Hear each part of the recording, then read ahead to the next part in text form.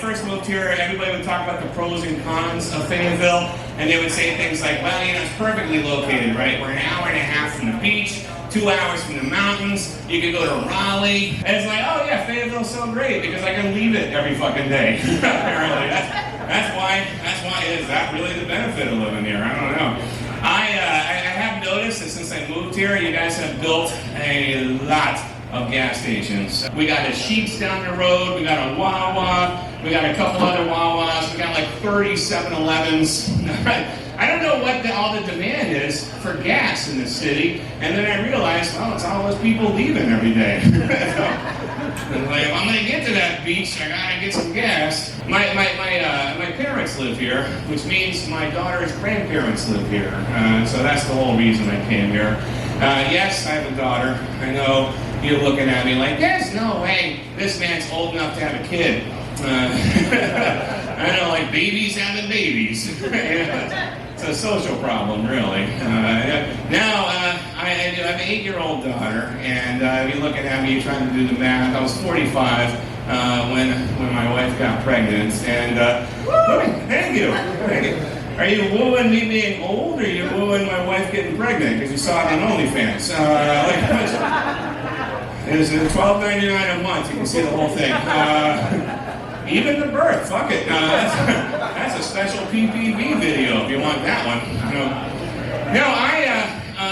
I was 45. My wife came home and she's like, hey, I think I'm pregnant. I'm like, wow, that's never happened to me before. That is really wild. Turns out you have to have sex to get somebody pregnant. So this whole experience is really new to me. I feel like when me and my wife first hooked up, honestly, like 45 years of frustrated sperm just like pounded her in the face. And then we had sex and she got pregnant. When you get somebody pregnant and when you're expecting, people start asking you information. There are always things like, hey, so what are you having? What are you having, boy or girl? Now, I don't know why people need to know that, but my wife would answer that question differently than me. She would always she's like, yeah, I don't care, boy or girl, I don't care. I just hope it's white. I was like, baby, what do you mean, man? I'm white, you're white, of course we're gonna have a white baby. She's like, yeah. What's the matter? And she's like, well, I was reading this article, and every once in a while, it's pretty rare, but every once in a while, a couple of white people have a black baby. That's just something we might have to deal with. I was like, wow, I never heard of that before. That is nuts. And she's like, yeah. Oh, and sometimes they come out Mexican. I love my little LaQuanda. She is, well, we had the name already picked out, No, I'm kidding. She's mine, obviously. I love her. She's fantastic. I love that she's a she. I love that it came out as a daughter because I'm not ready to raise a boy.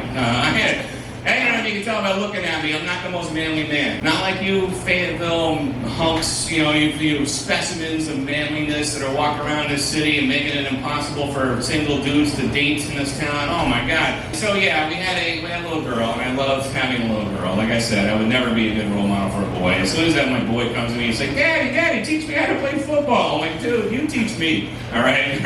If you want to learn how to read comic books and play Dungeons and Dragons, I'm your guy, all right? I'm that father, But my daughter, on the other hand, she's like, Daddy, I just got a toy oven. You want some brownies I made from it? I'm like, fuck yeah.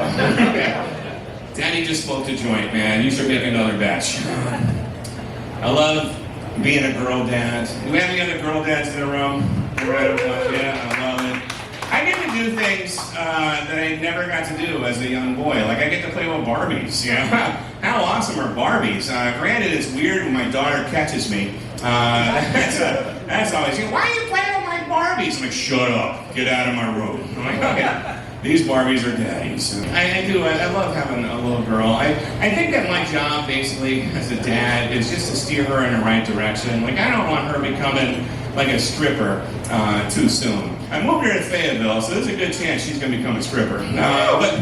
I am actually a doctor. You guys heard correctly. Actually, it's called Grumpy Up as Dr. Brian King. I don't call myself doctor off stage. Off stage, I'm just Brian. I like to keep it casual. I'll be honest with you, I've never been comfortable calling myself Dr. King. That's a name that's been taken. Some of you forgot that my last name is King, so I'll give you a pass on that one. Others apparently skipping school in February have no idea what I'm referencing. Which, this is the South, I guess. I don't know. No, the guy that got there first and claimed the name Dr. King, he was a good guy. No argument there, but I'd like my own holiday. I think that'd be pretty sweet. And I have done some things that are holiday worthy, too. Like I've taken that trip from Selma to Montgomery. I took the bus, it was way faster. I do like to mention my name, Dr. Brian King, because it is my branding. So if you find me funny, you can find me on any social media site as Dr. Brian King. Even my website is drbrianking.com. I've been who? Dr. Brian King. Thank you very much. Thank you.